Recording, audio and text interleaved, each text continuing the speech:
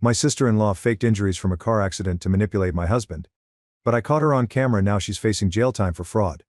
I never expected to be spilling my heart out on Reddit, yet here I am, desperate for advice and support. I'm Nancy, 28F, and I'm currently dealing with my husband's family, notably his sister Jenny, 32F. Jenny and I have always had a rocky relationship, but recent events have pushed things to breaking point. To provide some context, I met my husband Warren, 30M, at a mutual friend's Halloween party 5 years ago. I remember it like it was yesterday. I was dressed as Wonder Woman, and he arrived as Clark Kent. We spent the entire night conversing in a secluded nook, ignoring the craziness of the party around us. We hit it off right away, bonding over our mutual love of hiking, photography and 1980s movies. I had never felt such an instant connection with anyone before. We chose to marry after 2 years of dating, which included weekend escapades, nice movie nights, and the occasional disagreement, typically about Warren's habit of leaving his socks everywhere. Our wedding was a small, personal celebration in a rustic barn, attended by close friends and family. That was when I first met Jenny. Jenny made it apparent from the moment we met that she did not like me. She arrived late for the rehearsal dinner in a white outfit that looked strangely bridal. During her toast, she spent more time reminiscing about her childhood memories with Warren than wishing us success in our marriage. She even accidentally poured red wine over my outfit during the reception. At the time, I put it down to wedding day stress and attempted to dismiss it. Jenny's behavior intensified over the months. She would make disparaging remarks about my work as a freelance graphic designer, hinting that I was not talented enough for her brother. "Oh, you're still doing that little drawing thing?" she'd ask with a condescending smile. "I thought you'd have found a real job by now." Each comment seemed like a small knife, eroding away at my self-esteem. Warren is from a close-knit family, and he has always been protective of Jenny. Jenny's parents died in a vehicle accident when she was 18, leaving her to raise Warren alone. She put her goal of becoming a nurse on hold in order to support her family with 2 jobs. I understand and admire their bond, but Jenny uses it to control Warren and disrupt our relationship. The first serious incident happened on our first wedding anniversary. Warren and I had planned a weekend retreat to a quiet mountain chalet, where we had spent our first trip together. I had been looking forward to it for months, planned hikes, picnics, and even a surprise candlelight dinner beneath the stars. Jenny called Warren in tears 2 days before we were about to depart, saying she was going through a difficult breakup and needed her brother's support. Warren, being the compassionate guy he is, proposed that we postpone our trip to be present for Jenny. I was disappointed, but I understood the circumstances. After all, family comes first, right? However, when we got to Jenny's house, we discovered her laughing and drinking wine with her friends. There were no signs of a split or sorrow. When I asked her about it later, she dismissed it, claiming she was simply feeling low and needed some companionship. "You wouldn't understand, Nancy," she murmured patronizingly, patting my arm. "Warren and I share a special bond. Sometimes I just want my lil' brother around." Warren saw nothing wrong with it, but I couldn't resist the suspicion that Jenny had purposefully thwarted our intentions. Jenny's intrusion into our life increased in frequency and severity over time. She would pop up unexpectedly to our place, usually on date nights or when Warren and I had scheduled some quality time together. She once interrupted a romantic supper that I had spent hours preparing.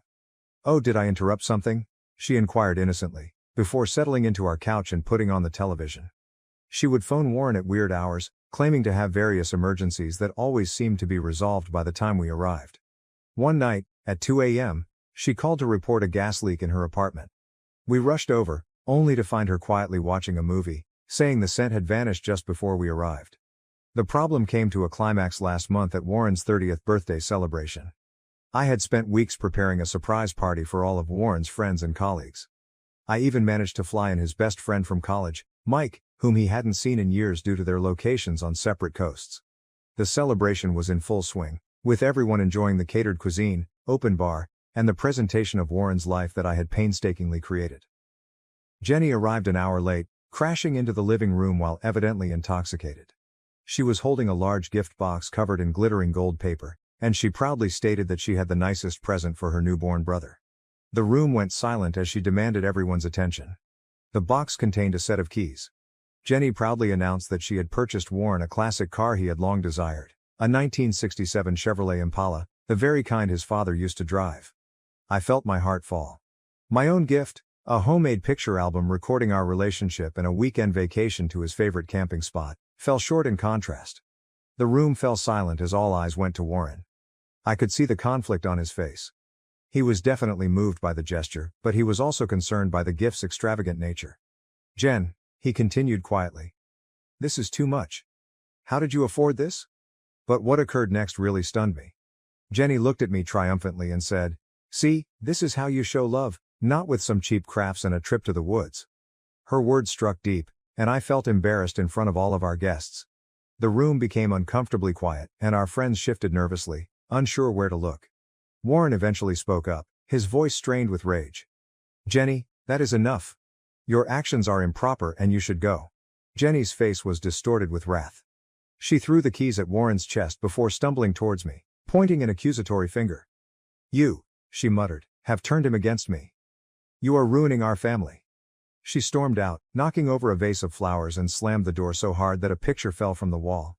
The gathering soon dispersed after that, with guests making embarrassing excuses to go early.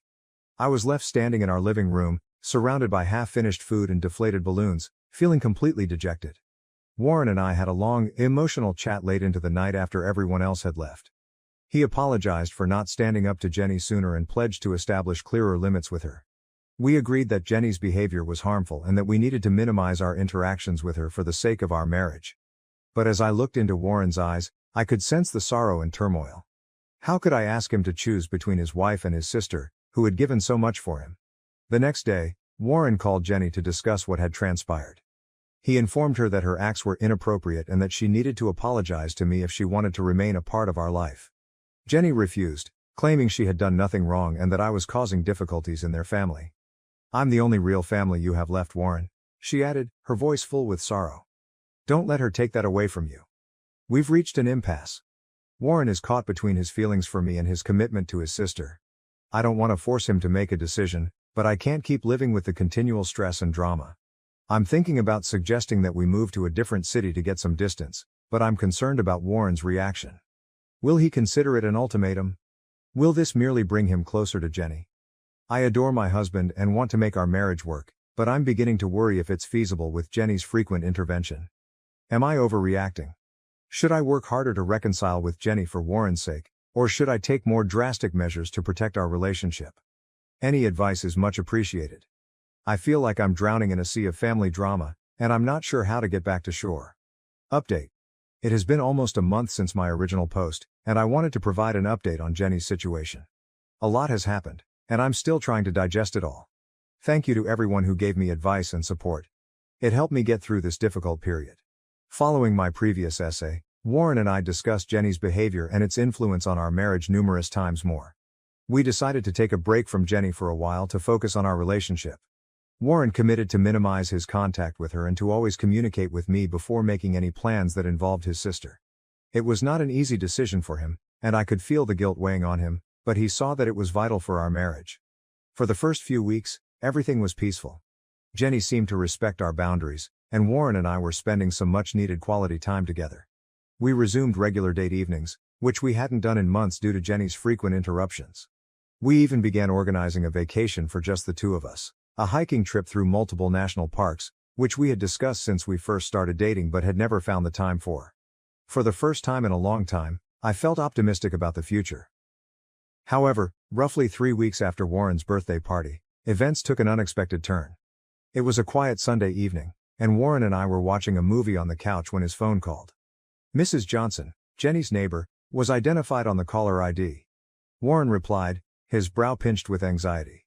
Warren's face lost color as I watched, and he jumped up abruptly, nearly knocking over his glass of wine. "We'll be right there," he stated, his voice cracking.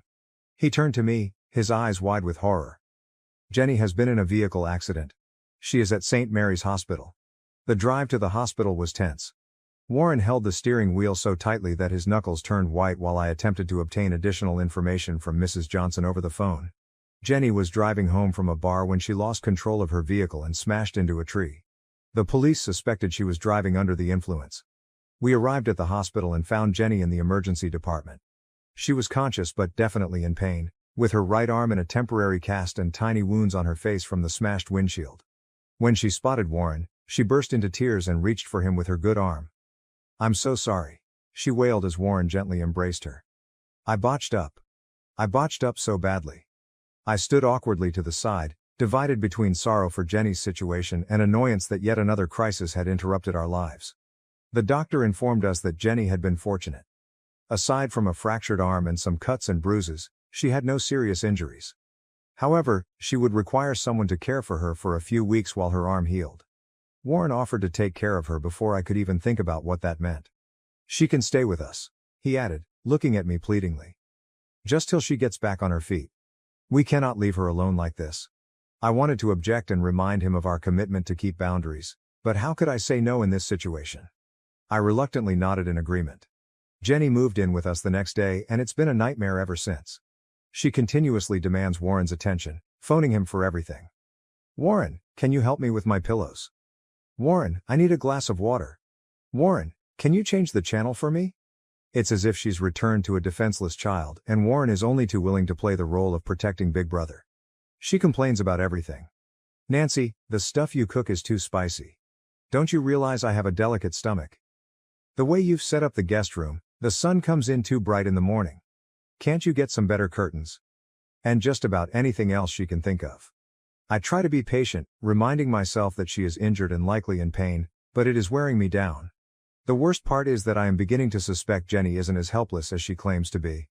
I've noticed her using her damaged arm normally when she thinks no one is looking, like reaching for the TV remote or adjusting her hair. But the moment Warren enters the room, she returns to wincing and gripping her arm as if it were made of glass.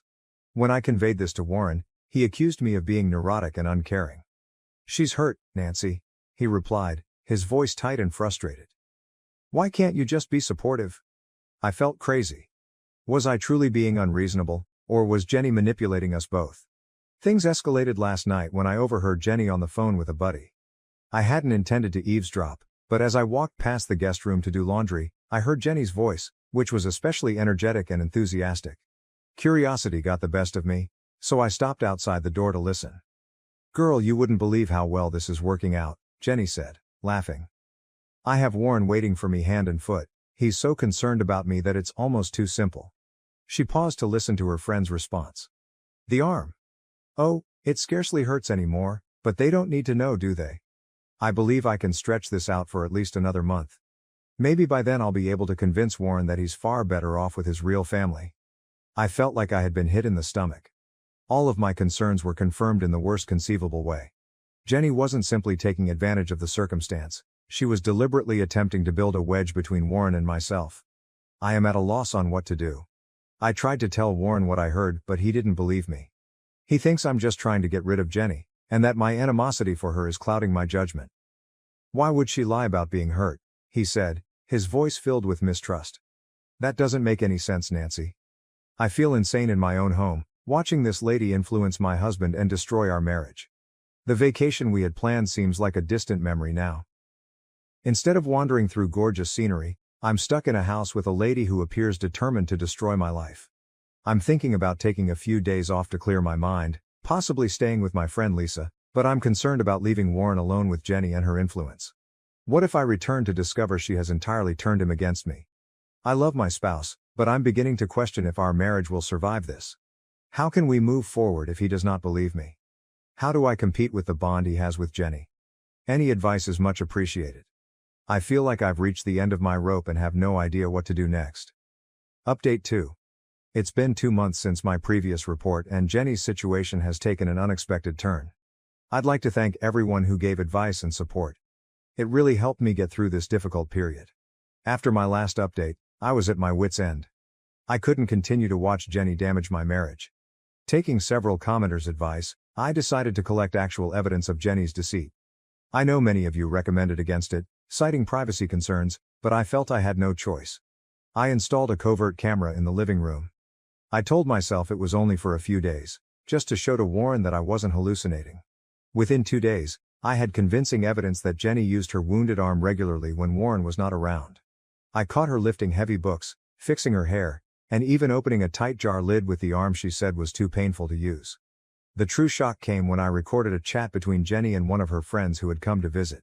Jenny blatantly criticized me, calling me gullible and boasting about how simple it was to deceive Warren. "He's always been a sucker for the damsel in distress act," she told me. "A few crocodile tears and he's putty in my hands." I felt horrible listening to it, but I knew I'd found the proof I needed. With shaking hands, I transferred the tape to a USB drive and waited for Warren to return home from work. When Warren came, I sat down and told him what I'd done. He was outraged at first, accusing me of invading Jenny's privacy, but I begged him to simply view the films. His face turned pale as he saw a film of Jenny using her arm normally and heard her taunting words. "I can't believe this," he said quietly, his voice scratchy. "Why would she do this?" I had no response for him, but I felt a flood of relief wash over me. Warren could now see the truth. Warren confronted Jenny in the evening. The subsequent argument was fierce and difficult to watch. Jenny first denied everything and accused me of doctoring the footage. But when confronted with overwhelming facts, she broke down. Jenny acknowledged, through tears, misrepresenting her injuries and attempting to separate us. She discussed feeling abandoned when Warren married and her dread of losing the only family she had left. Jenny had never shown me this side of herself before: vulnerable, terrified, and extremely insecure.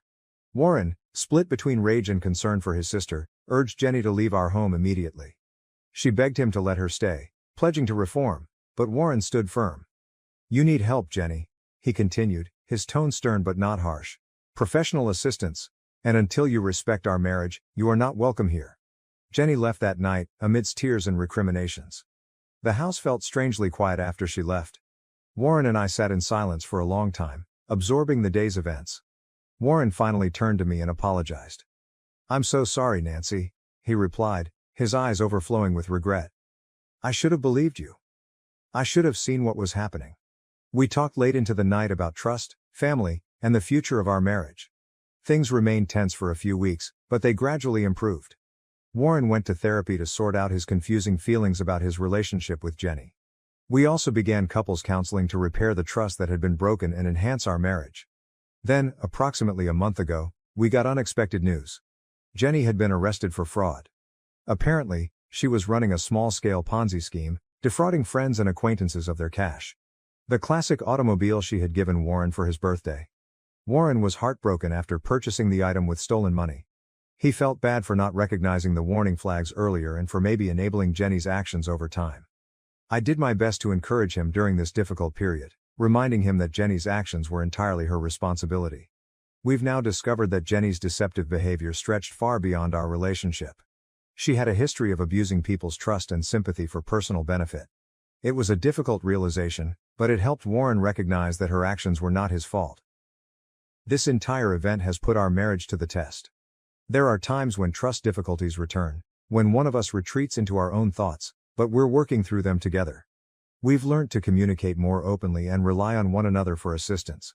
We're still processing what's happened, but we're doing it together. Warren has resolved to entirely remove himself from Jenny until she seeks proper help and makes sincere atonement. It's been difficult for him, but he knows it's vital for our well-being. We're focusing on healing and progress. We postponed our vacation and are looking forward to spending uninterrupted time together.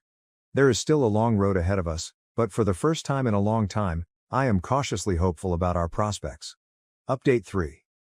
It has been 6 months since my last update, and I wanted to share some concluding thoughts on this chapter of our lives.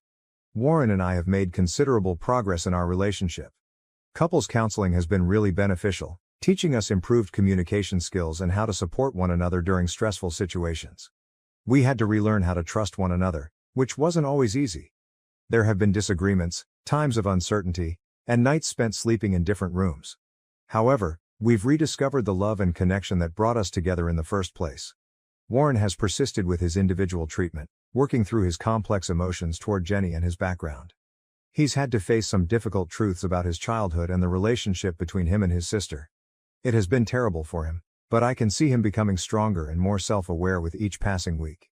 Jenny pleaded guilty to the fraud charges and is now serving a 2-year sentence.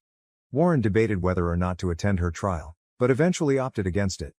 He wrote her a letter explaining his decision and expressing his hope that she will utilize this time to ponder and seek the assistance she requires. We haven't had direct touch with Jenny since she went to prison, but we did get a letter from her about a month ago. She apologized for her behavior and the anguish she had caused us. She added that she has been diagnosed with many mental health concerns and is now receiving appropriate therapy. While the letter appears earnest, Warren and I are wary about getting our hopes up. We've agreed that if Jenny displays persistent long-term change following her release, we'll explore gradually restoring our relationship with her. But for now, we're keeping our distance. On a bright side, Warren and I finally went on the vacation we had planned. We spent 2 weeks hiking and camping in national parks, reconnecting with each other and the mutual interests that drew us together in the beginning. There were tensions, old scars emerging in quiet moments around the campfire, but also moments of joy, of rediscovering one another away from the stresses of our daily lives. We've also taken important decisions about our future. We plan to relocate to a new city next year for a fresh start. Warren has been offered an excellent work opportunity, and I'm delighted about the prospects for my freelance business in a new market. We both believe that a change of environment will allow us to put the turmoil of the past behind us and focus on creating our lives together. Looking back, I realize how this difficult experience has ultimately enhanced our marriage. We've learned to stand together in the face of external demands, to instinctively trust each other, and to prioritize our partnership at all times. Warren has developed tremendously, learning to set appropriate boundaries and spot manipulative conduct, even from close ones. Personally, I've learned to trust my instincts and speak up when something feels wrong.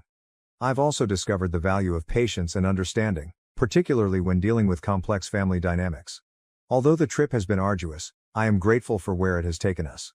Warren and I are closer than ever, and we are cautiously optimistic about what the future holds.